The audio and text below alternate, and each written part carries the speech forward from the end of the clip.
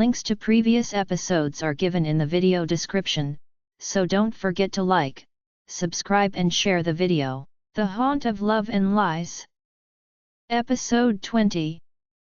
Chapter 180. Sheila's point of view. I had no way of knowing exactly how many hours had gone by since my mother's spell room was located underground in the castle.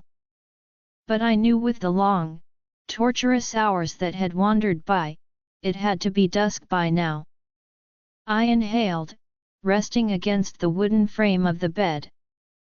Killian still hasn't returned, and I haven't seen Kaiser nor Valerie since I had woken up.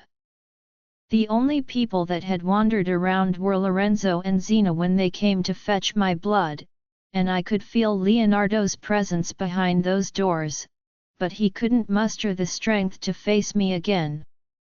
I closed my eyes, and tears rolled out. They never stopped coming, even so now that I could feel the end was near. I had made a choice already, one Killian would never forgive me for, but I would never forgive myself, knowing I was the cause of so many deaths including my family. I had chosen to just let go. To stop fighting, to stop trying, and for once accept my fate. I burst out in tears, I couldn't hold it in anymore. What I was about to do was the hardest thing I had ever done. And I was not okay with it, but I had no choice. It was either me or everyone I loved. The time was already drawing close, as I could feel the magical shield weakening, and I was slowly regaining my magic. But I was suppressing it all, including 80. It made it easier to fight the voice in my head. I kept hearing the darkness speak to me. It was now like a part of me. An opposite version of me that was dark and evil, and wanted to break free. I was up from the bed, dragging my weak body to the golden ring that formed the shield. I lifted my hand, pulling it to the shield, and my hand passed right through. I was right. My magic was slowly swallowing up the magic from the shield. I returned to the bed, and the door opened, ushering in Lorenzo. He had brought me a glass of water, but I shook my head. I had earlier refused the food Denise had brought for me. I couldn't stomach food or water right now. What time is it? I asked Lorenzo, who moved closer to the shield. Almost midnight, he replied and folded my arms against my chest. No wonder I was feeling this way. Sheila, he drew closer again and I could see his unshed tears. I am sorry, he added, and I felt my heart jam at his words, and my tears began flowing. It's not your fault or anyone else, I said. It's not your fault either, and I wish I could do something to help you, but everything leads to nothing, he uttered. I know, Enzo, and believe me, I appreciate everything everyone has done. I walked to the shield. I know that there's nothing anyone can do to help me and we need to accept it, I said. I have accepted it. I watched his tears fall, and his eyes didn't blink at all. Thank you for being there for me all this time, I told him. So what's now? He asked, exhaling deeply. I need to see my brothers, I said, and pain pierced my heart. Everyone, he held my gaze for a painful second before nodding. All right, I watched him leave, pulling up the sleeve of my dress. My eyes fell on the dark lines that had begun to form in my veins. What happened? Lorenzo said. I snapped my head to the door where Leonardo came from, and immediately, he stopped talking as his eyes fell on the dark lines on my body. I saw the tears that were quick to gather. He couldn't hide it away this time. Sheila, he spoke barely above a whisper, moving closer, and just then, Kaiser stepped in. "Finally, I am able to see you both," I said, almost chuckling, pulling down the sleeves of my dress. My blue eyes moved from Leonardo's blue to Kai's deep hazel ones and I smiled. "I wish I could give you both a hug right now," I uttered, fighting my tears. I just want to say, Sheila, please don't," Kaiser stopped me immediately. "I beg you don't," he pleaded, and the instant tears that fell from his eyes made me break. "I have to say this, Kai. We can't keep deceiving ourselves anymore. We know what's going to happen, and the painful truth is there's no way I'm going to make it," I said, and hearing the words leave my lips, I realized how badly I wished this was only a nightmare that I could wake up from. It's stupid to risk everyone's life for just mine, and I would never be able to live knowing I caused the deaths of those I love dearly. If this darkness wins this war, everyone will die by my hands, and I do not want that, so please, save me from that fate. You must be crazy, Sheila. After everything, how could you just give up like this?" Kaiser was stalking the floors, vibrating with intense rage and pain. "How could you say something like that to us? It's not only the truth, Kai, but the reality of things," I muttered, and he stopped pacing. His blurry vision on me. My gaze shifted to Leonardo, whose gaze was glassy as well, and his hands clenched tightly behind his back. "We can't fight this," I said, wanting to make this less hard than it was for me. "You have no idea what I would give, just so to have that thing inside of me, and save you from this." Leonardo counted each word of his, and they only made me cry harder. "I know," I nodded, knowing he meant each word. "I know if it was up to you both, you would save me from everything," I added, breaking a smile. "Even with all those years apart, both of you never stopped searching for me until you found me. I am grateful for that, and I love both of you, so do I." Leonardo closed his eyes and his tears slipped down. "I do too, and will always love you. And I am sorry, but I will fight until the end to keep you alive," Kaiser said with his eyes filled with tears, before exiting the room.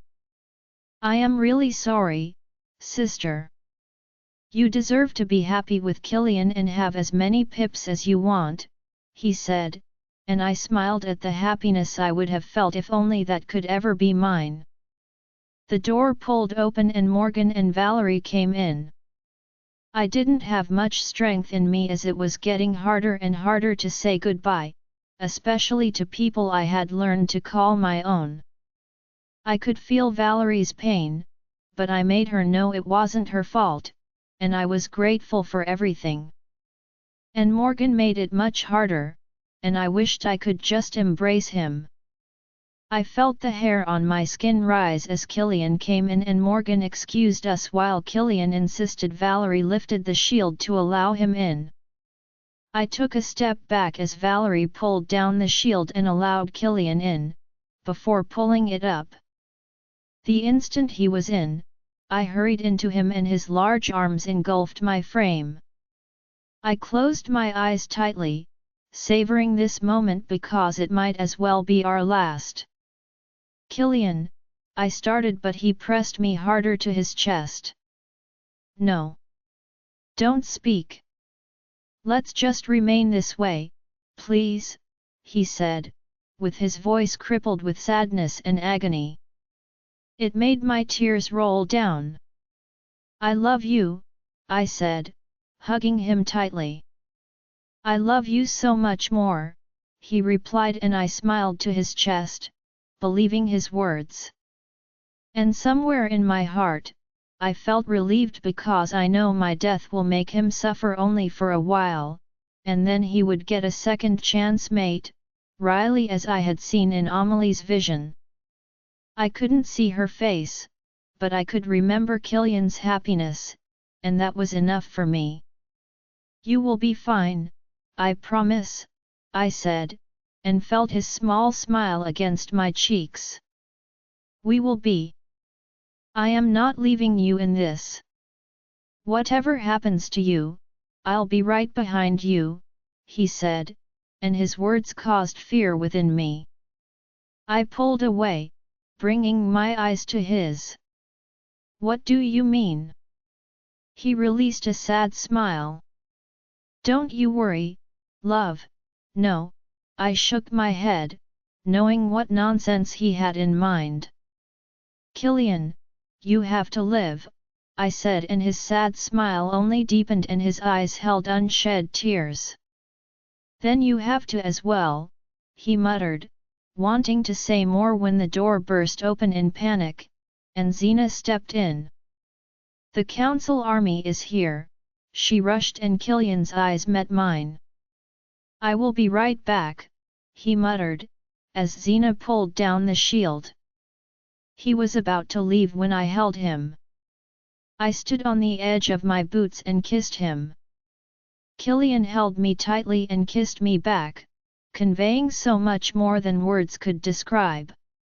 I pulled away from him, and as soon as he stepped out, Xena pulled the shield back up. My eyes didn't leave Killian until I saw him exit the door with Xena behind. I sighed, holding my dress tightly. And now, more than ever, my decision was firm and I have to leave. I glanced at the floor, and I began chanting, absorbing as much magic as I could from the shield. I felt Adi's presence within me, and I could also feel the faint sinister laugh of the darkness within me, infesting my soul. I went to the wall near my bedside, placing my hand on it, briefly. I stepped back a little, and channeled my magic to my scream, tearing the wall down. With every use of my magic, I could feel the darkness grow stronger.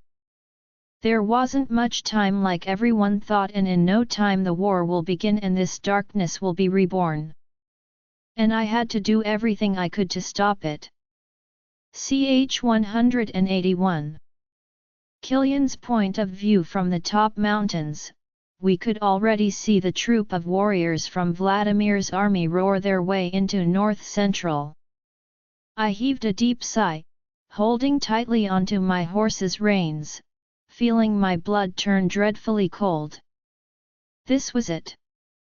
The time we battle for our lives, and either win against fate or lose. My deep, worried amber eyes lifted to the dark sky, and the giant full moon in it. Sheila has escaped, and right now, almost half of the council's army were searching for her. They were all scared, believing the darkness had taken full control of the vessel. I sighed again, wishing that wasn't the case, and I hoped Valerie and Lorenzo were having better luck than we were. Zarya had called for them urgently, requesting their presence immediately. It had something to do with Shota's magic. I wanted to be there as well, but Sheila was still missing, and we had to find her, hopefully before the war ended and the full moon turned red. I took in a long breath, glancing to my left where Kaiser and Morgan were. I could see the same worried gaze on them. No one knew exactly what tonight would hold for us, but one thing I was certain of was, I was going to be with Sheila every step of the way. "We don't have much time," I pulled both of their attention back to me. It was only a matter of a few minutes before the war started and the first blood spilled on the earth, and we had to find Sheila before then. Every death in the course of this war only made that darkness a step from being reborn. I could feel the pounding ache against my skull and Riker's anguish just at the thought of what that would mean for Sheila and us all. I badly hoped Sheila was fine. I turned to Morgan, and his green irises met mine, holding my gaze. The pain and sadness beneath them could not be mistaken, but I had to do what I must, and I was glad he understood that. Sheila was my life, and I was as good as dead if something happened to her, and Morgan knew that. I meant every word I told her back at her brother's pack. Until the end, I would be right behind her, even though it costs me my life. Stay safe, brother. I drew him in for a deep embrace, holding him tightly. I felt his heavy breathing against my firm hold, even as we pulled away. His fathomless gaze was becoming glassy. "Take care," he muttered, and I nodded. Kaiser and I began to move on our horses. We were going to search for Sheila, and hopefully find her before the council does. Xena and Xavier joined us soon. We were going together. We had no way of knowing where Sheila could be. The witches tried a location spell but couldn't trace her. She had intentionally cloaked herself. We began moving, spreading out to possible places she could be. I tracked her with her scent. It was weak and led us to multiple dead ends. We were heading south when Kaiser was suddenly mind-linked. He stopped abruptly on his horse for a minute, and so did I. As soon as the white fog vanished from his eyes, he pulled his hazel eyes to me. "Have they found her?" I asked, hurriedly. But he shook his head. "It's Leonardo. Zarya wants us back at the council." "What?" "No, we have to keep searching for her," I shot at him. Leonardo sounded urgent. "Zarya has something to tell us, and it has to do with Sheila," he said again, and his last words sent a jolt of indescribable feeling running down my spine. Sheila's point of view. I moved as quietly as I could through the castle hallways. It was dead silent that any sound could easily alert the warriors that didn't join the council's army, and remained behind to protect our territory and those that couldn't fight in the war. I took a sharp turn to the hallway that led to Killian's and my chamber, moving quietly, but as fast as I could, even though I could barely walk straight. I was shivering hard, feeling the coldness seeping into the walls of my mind. My body was vibrating intensely. I couldn't tell if it was from the cold I felt or the excruciating pain that was eating me up. I groaned aloud, pushing the door open. I stepped into the darkness. I didn't bother turning the torches on. I could see just fine with 80's sight, and besides, the last thing I needed was to use my magic. This was the only way to slow the fast rate at which the darkness was consuming me. The more I used my magic, the more I felt it grow, and its sinister voices became clearer, attempting to cast out what little sanity I had left. I rushed to the drawer at the end of the wall and began rummaging through it. I could hardly stop the trembling of my hands, and the pain was getting worse by the second. I crashed on the floor, gripping both sides of my head with my shaking hands. I clenched my jaw tightly, imprisoning the cry that wanted utterance as I wrestled with the force that wanted to pull me to the deepest cave of my mind and gain control of my mind and body. After a few minutes, I hungrily gasped for air, pulling myself off the ground, and continued searching for the little wooden box I had stashed here after Killian and I returned from Oasis. I pulled out the bottom of the drawer, rummaging through its contents. I could barely stop the sigh of relief that escaped my lungs as my trembling hands fell on the wooden box. I pulled it out in a haste and opened it. Everything I needed was in there.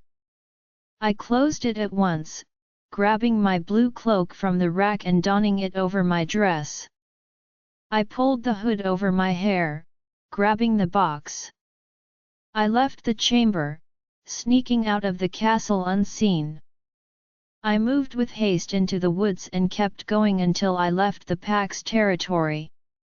I lifted my gaze to the giant full moon that was hanging up there in the dark sky. It was getting redder with each second.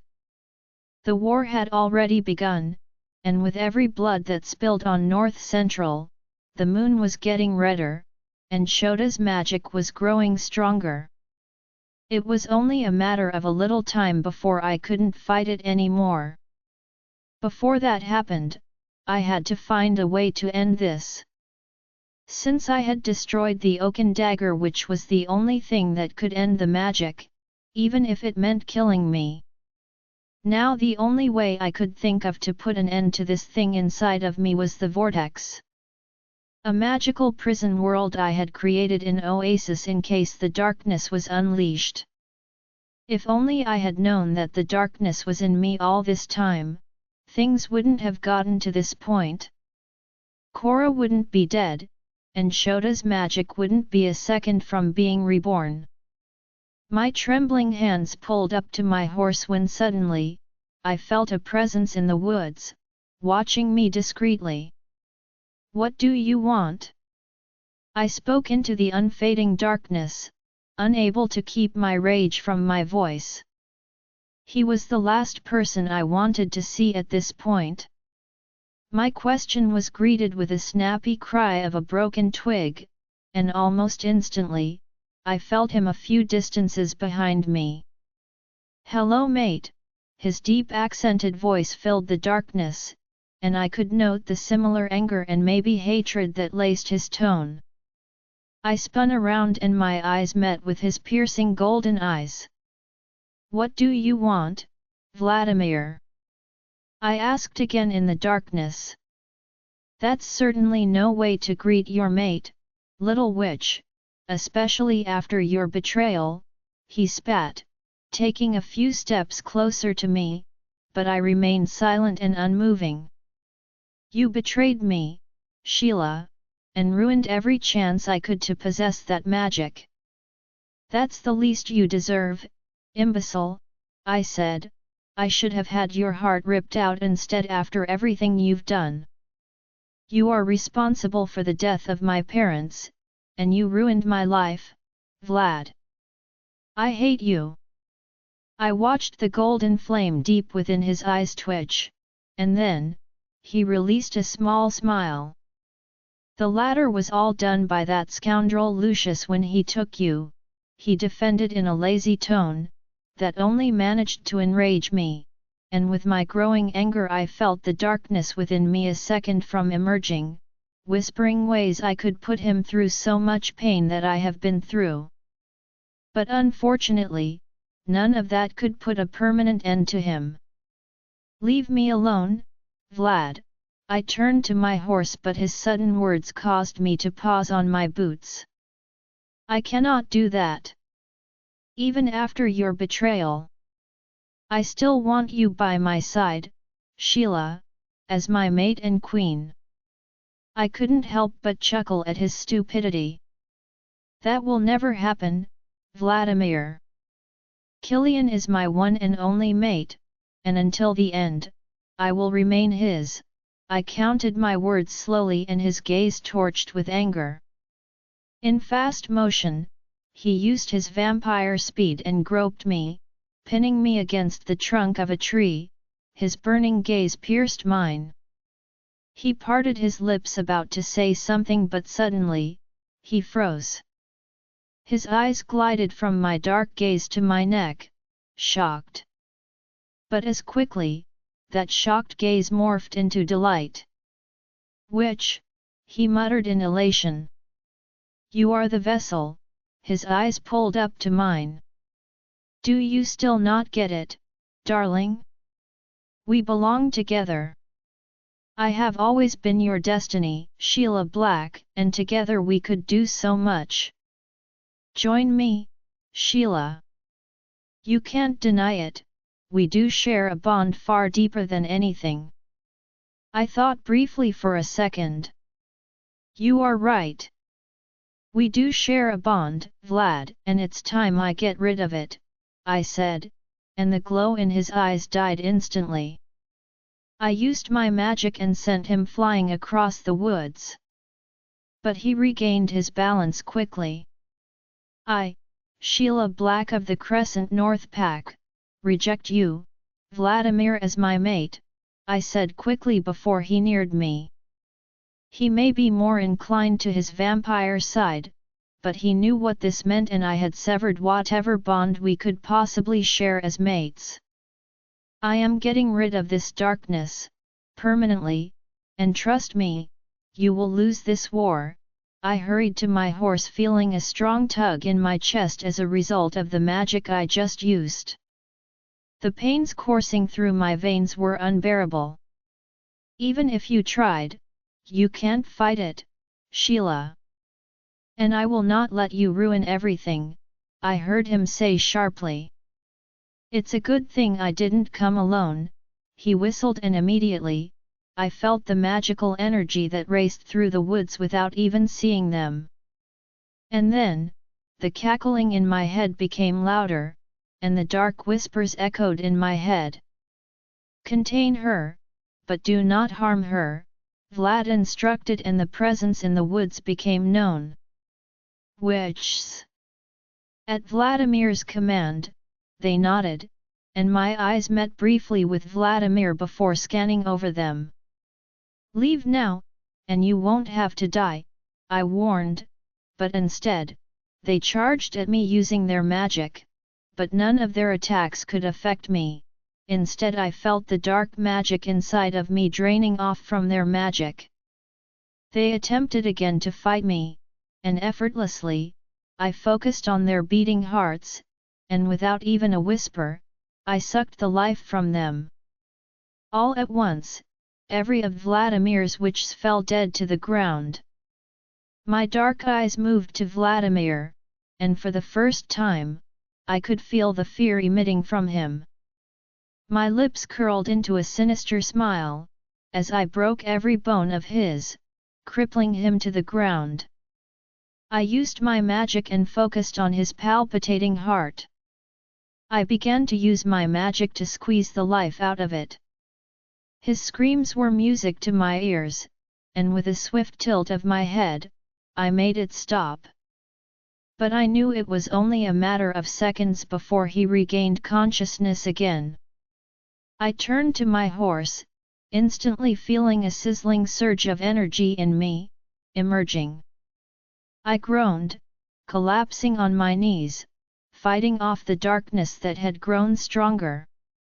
But at every attempt, I felt my magic being channeled as well by the darkness within. I screamed, writhing in so much pain as I felt myself losing control and the darkness and coldness filling the void within me. Hey, hey! I am here, I felt myself being pulled, and a voice penetrated deep into my mind. Stay with me, love, I focused only on the sound of his voice, refusing to succumb to the darkness. Take me to the council. I can't hold on any longer, I gasped, wanting to feel anything but the deathly coldness around me. Keep talking, Sheila, we can fight this, I heard him mutter, and I wanted to speak again. I wanted to tell him I loved him, but I couldn't. The words got stuck with me in the pit of darkness. Zarya! Please hurry, she's losing control, I heard Killian's voice in a blur, along with several drones of voices that I couldn't make out. Then I felt a biting pain around my neck, and I was swallowed up by the darkness. Ch 182. Killian's point of view. I held Sheila's body in my arms. She was cold, and her heartbeat was getting slower by the second. I clutched her tightly to myself, my amber eyes moving up ahead to where Zarya, Valerie, Lorenzo, Xena, Gwen, and the few witches that didn't join the war at the council were. They were all moving as fast as they could, trying to get everything needed for the ritual in order. My amber eyes drifted off to Leonardo, who was with Vladimir's unconscious body not far from us. I sighed, bringing my gaze back to the binding around Sheila's neck. Zarya said it was to buy us enough time to get ready for the ritual and slow the dark magic from completely taking control of Sheila. We needed Sheila to be in control for this to work. My eyes rounded when I noticed that the silver binding around Sheila's neck had begun to melt. She was cold, and yet the silver brace was melting. "The silver is melting," I said quickly, and Lorenzo hastened to my side. "Her magic is waking up, and so is she," he voiced, turning to where Valerie and Zarya were almost done with the markings on the ground. "But I don't think it's Sheila." "We are done," Zarya sounded, moving quickly to us. She placed a hand on Sheila's hands, and her eyes turned white as she began chanting. We were at the old crystal fortress, and almost everyone that cared about Sheila was right here. The war was still ongoing, and I had no idea how things were looking for us. But if Zarya's plan could work and Sheila was free from that thing, everything would be just fine. I knew it. I was surprised when Valerie called for our presence at the council amidst everything that was going on. It surprised me more when Zarya informed us of her plan to get rid of Shota's magic, and Sheila could be saved in the process. She explained the ritual to us, and the whole process scared me, but right now it was the only chance we had to save my mate. But we just needed Shota's vessel and another crucial element for the ritual. An immortal being. And in this case, Vladimir. The witches had spread out to track Sheila, while Lorenzo, Leonardo, and I had gone after Vladimir's minions, in search of him. And we tracked him outside of my territory. Sheila was there as well with several lifeless bodies of Vladimir's witches. Valerie and the witches had earlier tried to transfer the dark magic to someone else, but it didn't work. But hopefully, this would. Zarya had found a way to ensure Shota's magic left Sheila before it had the chance to be reborn and become unstoppable, but it could only happen if Sheila's heart stopped beating. If Sheila died, Shota's magic would be forced to find a new vessel. I carried Sheila in my arms, moving to the center of the field where the witches had made several markings and symbols around in a circle. I placed Sheila's cold body on the ground, and Leonardo hauled Vladimir's unconscious body to the other circle that was next to Sheila's. "We must bind her soul to his first," Zarya said, and I nodded. Leonardo and I stepped away from the circles, and the witches took their positions around both circles. I held my breath as they began chanting, linking Sheila's life force to an immortal being. Since the oaken dagger was destroyed and we couldn't kill Shota's magic together with the vessel, if the vessel is killed, Shota's magic would be forced to find a new vessel. Zarya and the witches were going to bind Sheila's soul with Vladimir, making whatever should happen to Sheila, happen to Vladimir. If one died, the other would, and since Vladimir was immortal, Sheila's death would only stop his heart for at most a few minutes before he regained consciousness, and Sheila would too. The witches only had that short time to ensure Shota's magic is channeled unto Vladimir the second his heart started to beat again. Once that happened, Sheila would be unbonded from him, and the witches would be able to contain Vladimir. I sighed, making a silent prayer to the goddess as the witches finished binding Sheila's life force to Vladimir's. The witches clasped their hands together around Sheila's circle and their chants filled the night's air. My eyes lifted to the giant full moon that had almost turned red completely and then fell back on Zarya, who was within the circle, next to Sheila's body. Her lips were moving against each other as she stepped on the ancient markings etched on the ground. At every step she took, they all came alive, glowing a golden flame. I could feel the immense magic it carried and the air around charged with a force I couldn't explain. "She's waking up," Zarya half yelled, and a few more witches joined the circle around Sheila. Sheila was writhing in pain and she began thrashing on the ground, her lips releasing a sharp scream that caused a roar in the dark sky, and the earth quaked with force. The chants rose to the sky, and Sheila released another scream that tore up the sky, causing a blood rain.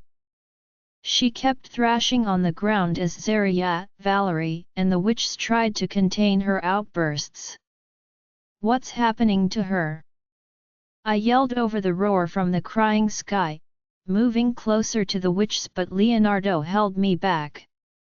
"They are both battling for control," Valerie yelled back to me, gripping Sheila's hands as if connecting to her. "We are losing her." "No. She has to be in control for this to work," Zarya muttered almost in frustration. I broke out from Leonardo's grip and began pacing as the waters drenched me.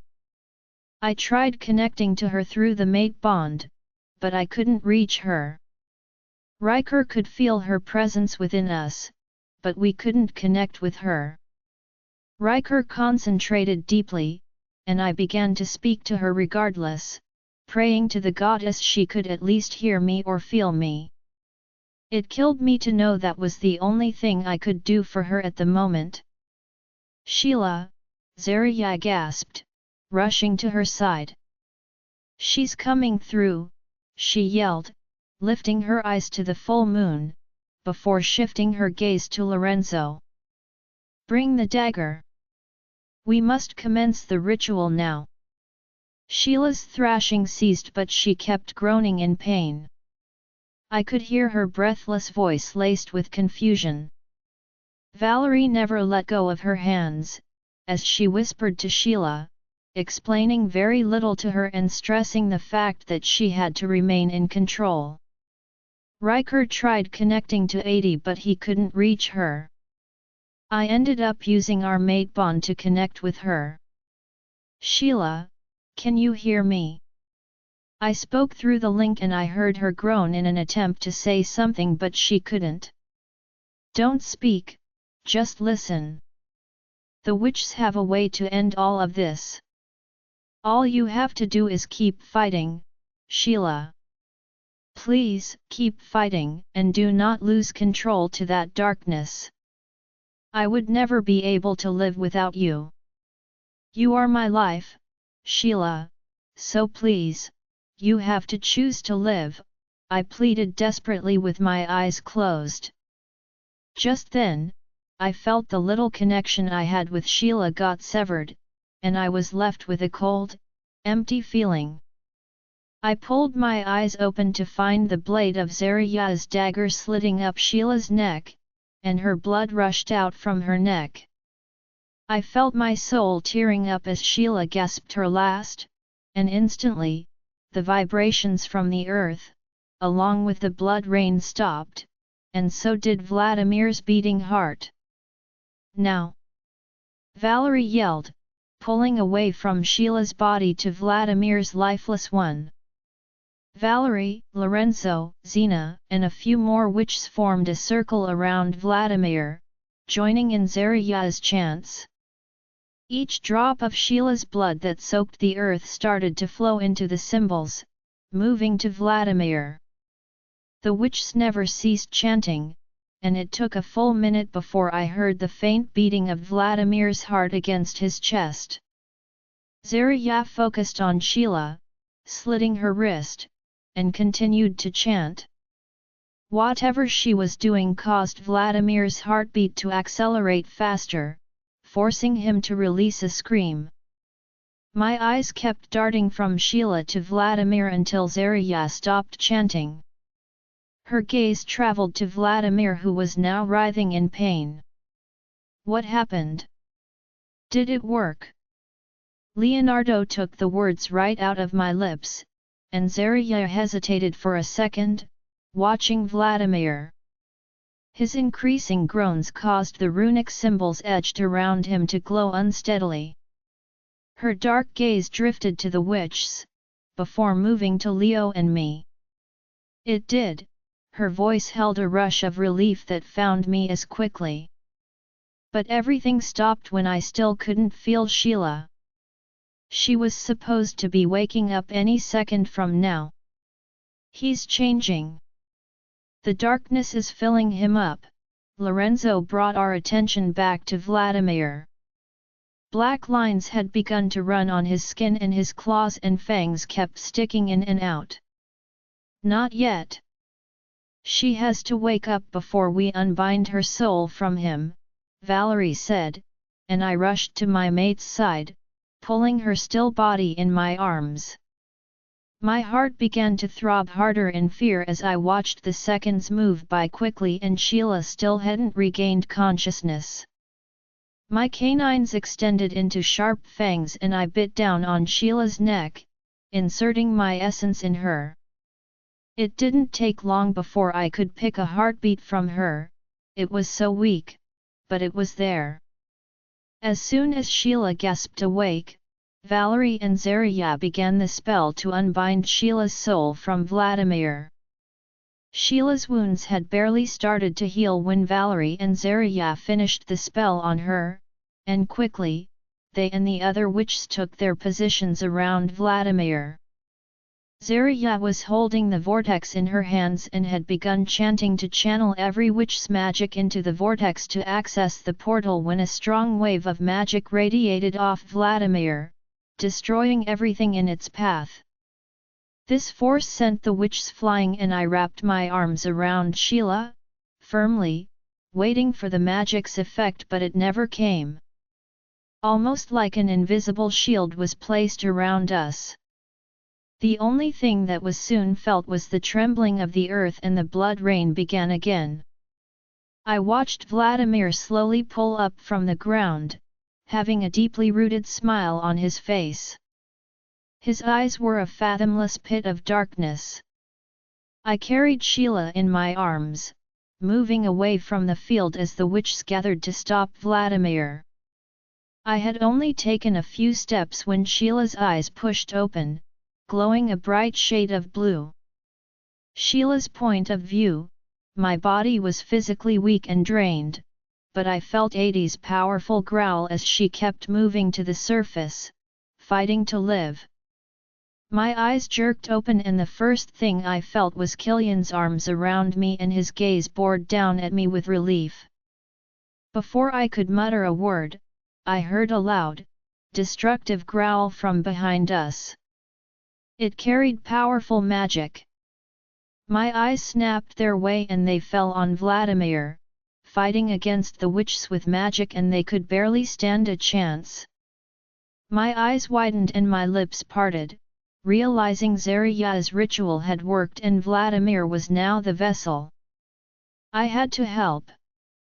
Killian lowered me to the ground, and from a distance, I felt Zarya and a few witches channeling their magic to the vortex to gain access to the portal. My blue eyes darted back to Vladimir as he broke the crystals around the field into tiny shards, aiming them at the witches. Quickly, I lifted a finger and froze its movements, sending it back to Vladimir, but everything turned to dust before it could reach him. Vladimir's dark gaze narrowed on me, and without thinking twice, I joined the fight. A few witches retreated to Valerie's and Zarya's side, they needed more magic to get the vortex portal opened, while in the meantime I dealt with Vladimir and this darkness once and for all. Lorenzo's point of view: it's been almost 10 minutes now since Sheila had been fighting against Vladimir and that thing inside of him. My eyes lifted to the full moon that was now completely red. Every witch's magic was being channeled by Zarya into the vortex Sheila created, while Valerie kept on muttering the chants along with it. Shota's magic had fused with Vladimir, and that wasn't surprising, that was as dark as it was. Zarya nodded to us as soon as the vortex had been filled with enough magic to access the portal. Immediately, every witch spread out around the field, forming a large circle around Sheila and Vladimir that were fighting. "Sheila, now!" Zarya sounded, and we began chanting, lifting a magical wall around Vladimir to hold him down as our magic connected with hers and the vortex in Zarya's hands transferred to Sheila's. Her blood was the final piece to open the portal to whatever world she had created there. She slit her palm, dropping her blood on the vortex. Sheila began chanting, and we could feel the magical world we built around Vladimir weakening. As Sheila's chants filled the air, we could feel the magic floating around, radiating off her. The blood rain that fell from the sky froze midair. The trembling earth stopped its vibrations, and only the air around turned into a chaotic swirl around Sheila and Vladimir. The only thing we could feel was her overpowering magic, and as her loud chants reached the sky, a blue blinding light glowed out from the vortex, creating a portal. Sheila's eyes were a torch of blinding blue. The stormy wind around became wilder and our hold on Vladimir broke completely, but Sheila's chanting never quieted. The blue light from the portal began to grow brighter and wider, swallowing everything in its way. Sheila's intense magic had all of us backing away, and Sheila's chanting stopped. The next thing we heard was Vladimir's growl, before the blue light from the portal covered everywhere, blinding our visions. The last thing I felt was a powering release of energy before I lost consciousness. Epilogue. The end. Sheila's point of view. I adjusted the little bundle of joy in my arms, feeling his tiny warmth against my body. He was simply beautiful, sleeping peacefully in my arms as I fiddled with his baby fingers. My lips curled into a small smile, and for a second, I couldn't hide the elation that swirled within my chest just looking at his adorable little face. Slowly, I walked to the beautiful wooden cradle and gently placed Ren in it. Staring at his beautiful face, I couldn't stop my mind from thinking about my dreams that had been constant for a week now. At first, it confused me, because even after the war and everything, some things had still not made sense to me. Like the visions I had seen from Amelie's crystal ball. She had been lucid with her words that my choice would decide whatever future was to come. At first, I had thought my death would be the way out to save everyone I loved and ensure a future where everyone survived. But it wasn't supposed to be so. My death would have ruined it all and destroyed my future and the future of everyone I loved. The only choice I had to make was to fight to live and fulfill my destiny by destroying Shota's magic. I had to survive for Killian and her. For Riley. The door pushed open, and I tilted my head in its direction, watching Brielle sneak in with a cup of water. "Is he asleep?" she asked, almost in a whisper with her brows raised, and I nodded with a smile. She breathed out in relief. "Thanks a bunch." "He could be a handful sometimes," she said in exhaustion, dropping the cup on the table, and plopping on the edge of the bed in her chamber. "No, he's simply gorgeous," I said, unable to take my eyes off Brielle's son. "He was really beautiful." "That's because, as soon as you take him in your arms he becomes as gentle as a lamb," she joked, and my smile deepened. That was probably true. "Hey, Sheila, I am so sorry for stealing you away from the party and all, especially today," she started on quickly, and before she completed her words, I shook my head, silencing her. "It's all right, Brielle. Believe me, I love spending time with Ren," I said, flattening my dress. "Whatever you need, please, don't hesitate to call me." She nodded with a smile as I left her chamber, stepping into the loud music blasting around the castle and even beyond the packhouse and village. When Killian insisted we held tonight's ball to celebrate my birthday, I had thought it was just within the pack, but it wasn't. Killian had invited many guests from across each region, including from the council. A small grin found my lips as I swallowed in the happiness, dancing around, and it warmed my heart. I began to descend the stairs, making my way past several guests, splattered around in groups, most probably chattering about nonsense while others were on the dance floor, swaying to the beats of the infectious music. I made my way to the large hall packed with guests as well, my deep blue eyes glazed past the crowd in a hurry in search of Killian. I caught a glimpse of my brothers with Morgan, Denise, and some guests from the East region. Finally, my gaze zeroed in on Killian. He was in the company of some alphas from other regions and a few members from the council. Immediately, his amber gaze turned to me, and he smiled, tilting his head for me to come over. But I shook my head. "Meet me at the lake," I said through our mate bond, trying desperately to keep my nervousness away from my voice. But the way his eyes narrowed on me, I knew too well he could sniff it out of me. I turned for the doors instantly, and left the hall, walking into the cool, refreshing midnight air. I moved into the woods, stripping, and shifted into 80. I grabbed my dress with my sharp canines and darted through the woods, heading to the riverbank closest to the witch's quarters. I reached the lake and shifted back to my human form, tossing my dress to the side of the lake. My lips stretched into a smile, loving the serenity of the place. I moved closer to the lake, my eyes glazing over the tall, shadowed trees that stretched up like arrows into the blue sky.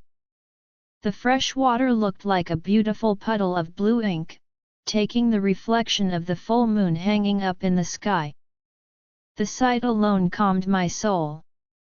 I took a few tentative steps into the water until its stillness circled my waist. A high-pitched squeal escaped my lips as I chuckled at how cold the water was, but regardless, I loved it. I dived deep into the water, my eyes gazing up at the bright moon. I sighed. It had been 4 weeks already. It was amazing how time flew by so fast, and how much things had changed since the war.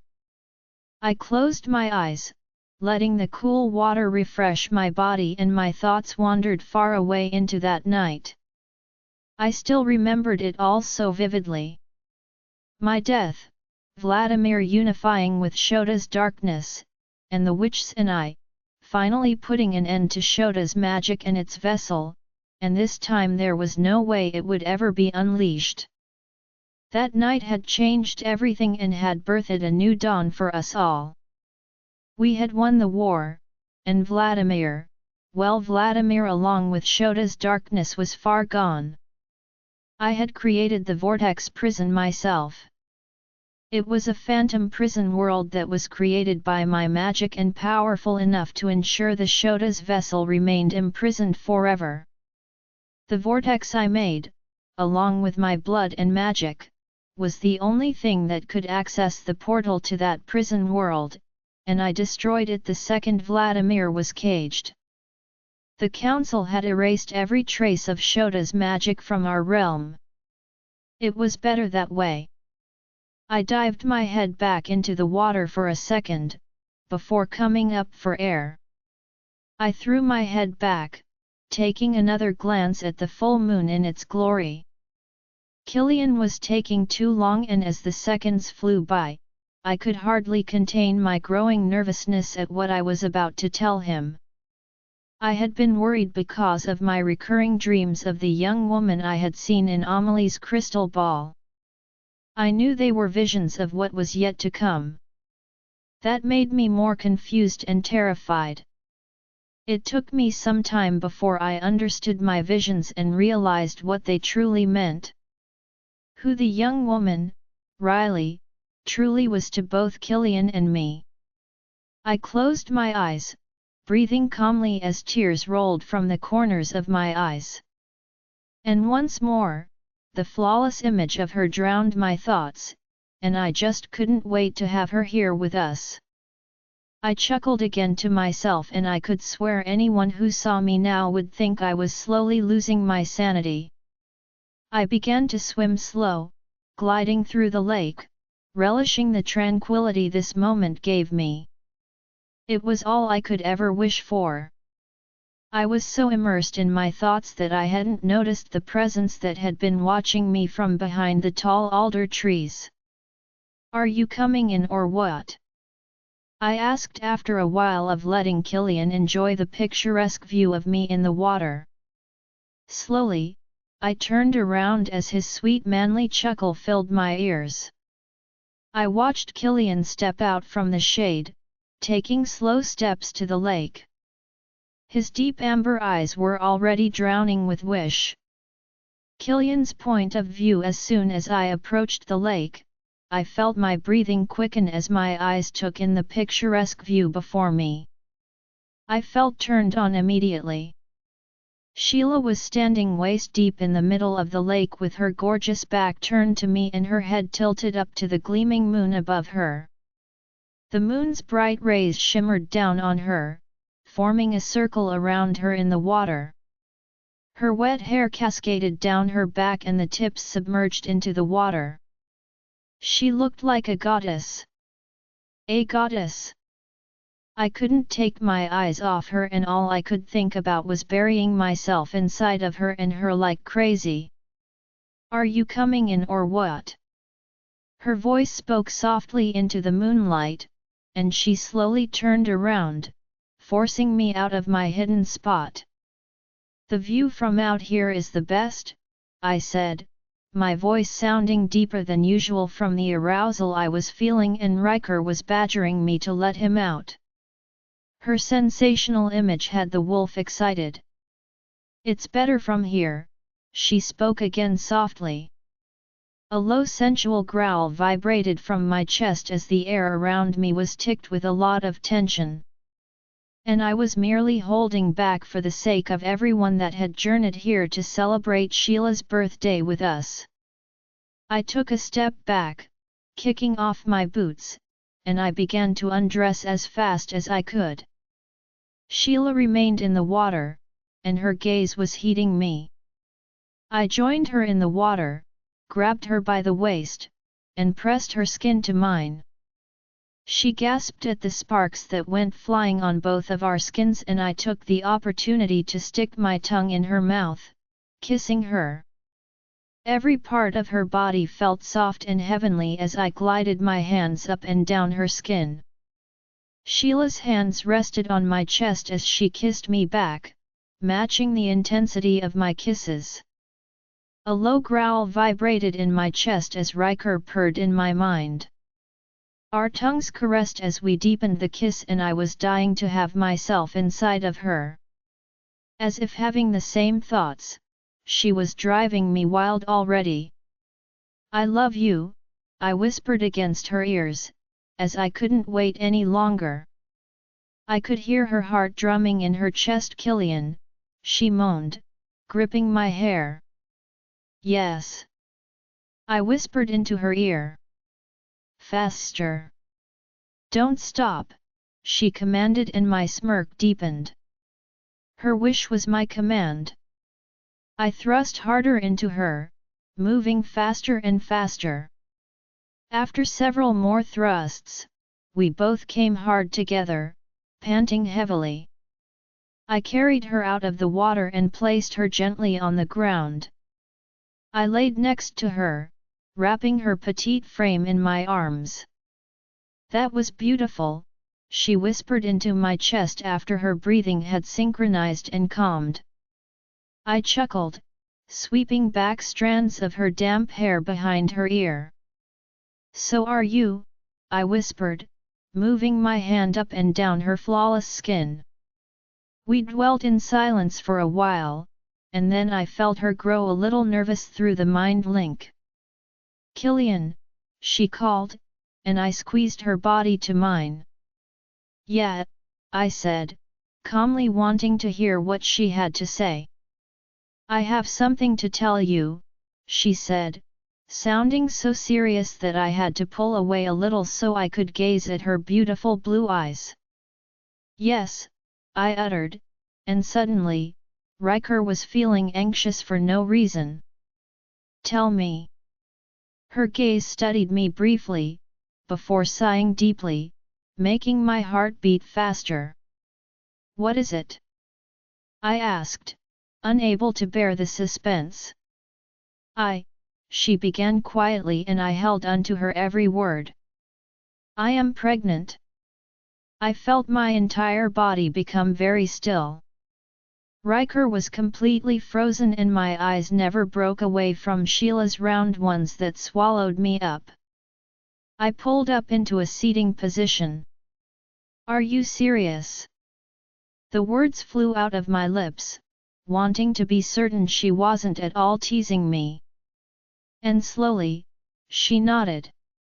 I couldn't sit still, I was up on my feet and I began pacing around, before stopping abruptly. I turned around and my amber eyes fell on Sheila, still watching me closely. I was completely speechless. I had no idea how to utter exactly what I was feeling. I could barely stop the tears that escaped my eyes and without hesitating, I rushed to Sheila, pulling her into my arms. I wrapped my arms tightly around her, and she did the same. "I can't believe this," I finally said, and she nodded her head gently. "Me too," she whispered. "So, how do you feel about it?" Her instant question forced me to gaze into her eyes. "Sheila, you've made me the happiest man," I said genuinely, kissing her passionately. We pulled apart, resting our heads against each other. "It's a girl," she said, and my brows furrowed. And before I could ask how she knew, she smiled. "I saw her, Killian. In my dreams. She's beautiful," her eyes glistened with unshed tears. "You had a vision about our child?" I asked, cupping her cheeks with my large hands and she nodded. "Her name is Riley," she added, quietly. A giant smile nested on my lips. "I love her already," I kissed the tear stains off her face. "And I love you, Sheila. I love you so much," I meant every word I said. I loved her much more than my very own life. She and our child would be my everything. And I thank the moon goddess for making me yours. "I love you too, Killian," more tears rolled out from her eyes. "I am also thankful we made it this far," she said softly, and I couldn't stop myself from kissing her. "Me too," I said. "You are mine, Sheila Black," I uttered possessively. Sheila's eyes sparkled with love and her smile widened. "Always. Always," I repeated, as our lips collided and we kissed passionately, and I felt at peace. Contented, and above all, completely happy at the only good gift life had given me.